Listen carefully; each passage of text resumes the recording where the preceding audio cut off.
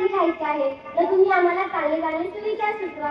या अरे वो ये कहना चाहती है कि आज हमें खासकर में एक प्रोजेक्ट दिया गया है जिसमें हमें कुछ अच्छे अच्छे सुविचार लिखने हैं. तो आप लोग हमें कुछ अच्छे अच्छे सुविचार सुझाइए.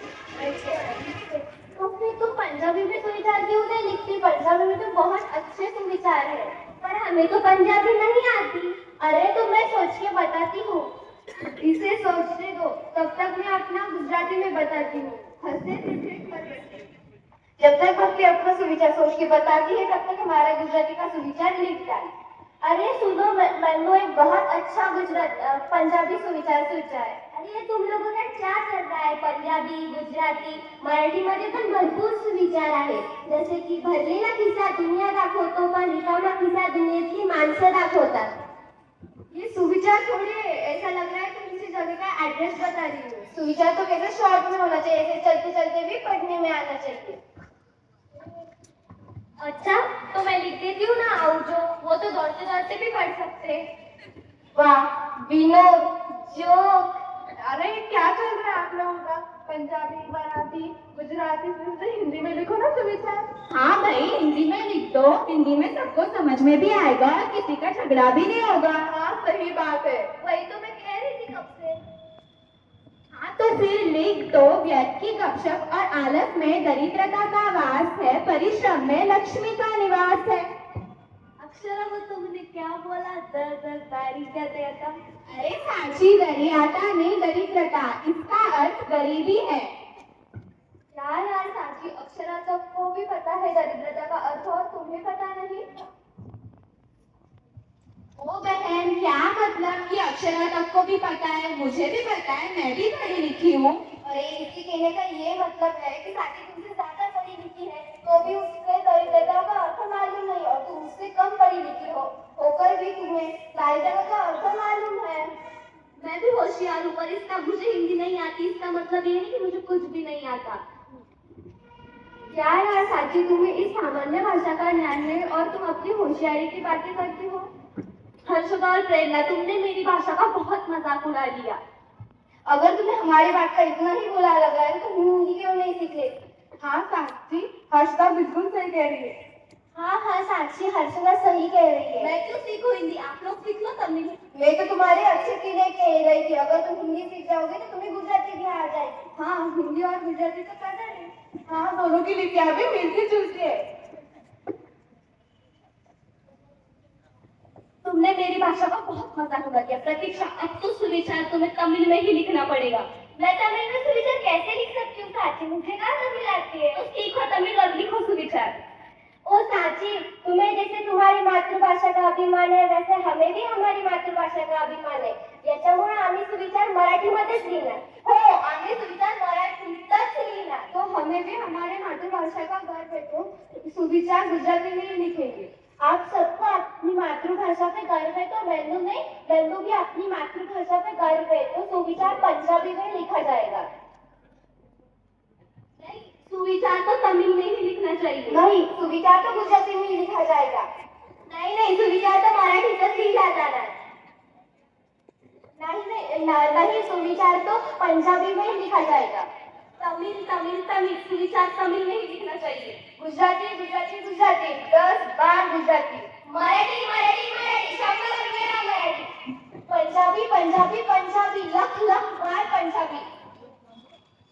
अरे दोस्तों, क्या हुआ? आप सब लोग क्यों लड़ रहे हो? अरे यह सब अपनी अपनी मातृभाषा को लेकर लड़ रहे हैं. इन्हें अपनी अपनी मातृभाषा का सुविचार प्रोजेक्ट में लिखवाना है. प्रतीक्षा, तुम क्यों लड़ रही हो? अरे मैं कहाँ लड़ रही हूँ? मेरे साथ तो ये गुजराती, तमिल और पंजाबी लड़ रहे हैं. ये क्या बोल रही है? ओ मराठी. हाँ रे, फिर से बोल.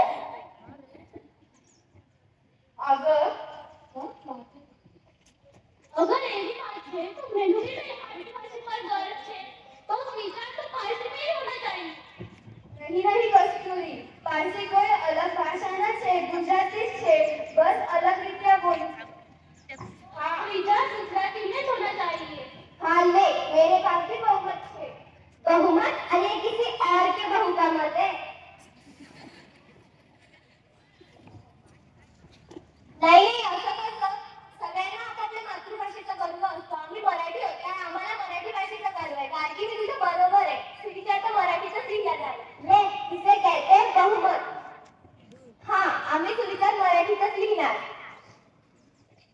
अरे ये तुम सब क्या कर रहे हो? रुको रुको, तुम्हारा ये प्रोजेक्ट तुम लोग ही बंद कर दो। अगर ये तुम्हारे प्रोजेक्ट को लेकर इतना झगड़ा हो रहा है तो बस प्रोजेक्ट ही कैंसिल कर दो। ठीक है, तो हम सुविचार नहीं लिखेंगे, पण आम्ही मराठीतच हो, आम्ही मराठीतच बोलणार।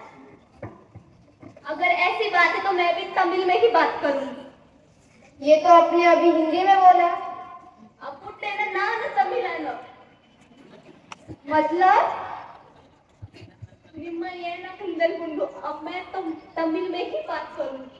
ये तो फिर से तुमने हिंदी में बोला। ए सोमबेरी,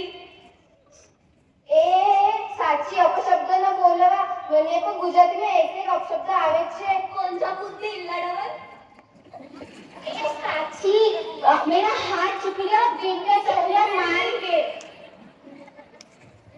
नहीं नहीं, बराबर से मैं भी मेरी मातृभाषा पर गर्व छे। अरे एक काम करते हैं, हम हमारा प्रोजेक्ट ही कैंसिल कर देते हैं। हाँ, ये प्रोजेक्ट कैंसिल हो जाएगा, फिर हम सब हमारे हिंदी भाषा में बातचीत करेंगे, फिर ये प्रॉब्लम भी सॉल्व हो जाएगा और हम हमारी पार्टी भी कर लेंगे। अब मुझे युमाड़ियों की पार्टी नहीं करनी और ना ही गुजराती खाना खाना। हाँ भाई, हमें अब ये पार्टी कैंसिल ही करनी पड़ेगी, हम मस्त बातचीत भी करने वाले थे। हाँ, ये तो कुछ उल्टा ही हो गया है, हम तो बस हमारी अच्छे से पार्टी करना चाहते थे, फिर ये क्या हो गया है। यारो, आप सबने कुछ गौर किया कि हम सबकी भाषा विभिन्न है, पर फिर भी हम जब साथ होते हैं तब हिंदी में बात करते हैं। हिंदी हम सबको एक साथ जोड़ती है। हाँ भाई, हम सबको हिंदी समझ में आती है। हिंदी भाषा का महत्व भारत की सांस्कृतिक विरासत, सामाजिक एकता और राष्ट्रीय पहचान में निहित है। यह करोड़ों लोगों को आपस में जोड़ने, साहित्य, कला और मीडिया को बढ़ावा देने तथा आर्थिक और प्रशासकीय अवसरों को खोलने वाली एक महत्वपूर्ण संपर्क भाषा है।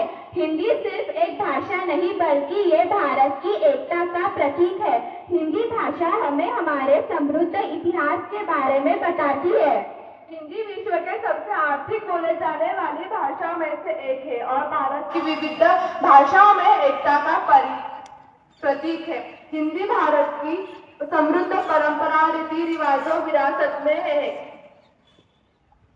कबीर, तुलसीदास, प्रेमचंद और महादेवी वर्मा जैसे लेखकों ने हिंदी साहित्य को समृद्ध किया है, जिससे इनको साहित्यिक विरासतों में माना जाता है। बॉलीवुड हिंदी सिनेमा का केंद्र है, जो भारत की लोकप्रिय संस्कृति को देश में और पूरे दुनिया भर में फैलाता है। हिंदी की अनेक उपभाषाएं हैं, जिनमें आंवली, ब्रज भाषा, बुंदेली, कन्नौजी आदि भाषाएं समाविष्ट होती है। हिंदी एक सामान्य भाषा के रूप में विभिन्न भाषाओं वाले लोगों और संस्कृति को जोड़ने वाली भाषा है, जो सामाजिक एकता को मजबूत करती है। यह लोगों को अपनी भावनाओं को व्यक्त करने के लिए एक माध्यम बनाती है, जिससे सामाजिक संबंधों और सामंजस्य और एकता को बढ़ावा मिलता है। हिंदी भारत के निवासियों के लिए एक गर्व की और पहचान की बात है। हिंदी में निपुणता और विभिन्न क्षेत्रों में, विशेषकर सरकारी, मीडिया और व्यापार के रोजगार को अवसर करती है और हिंदी भारत में सबसे ज्यादा बोली और समझी हुई भाषा कहते हैं। हिंदी एक बहुत महत्वपूर्ण भाषा है। धन्यवाद। आप सबको हिंदी भाषा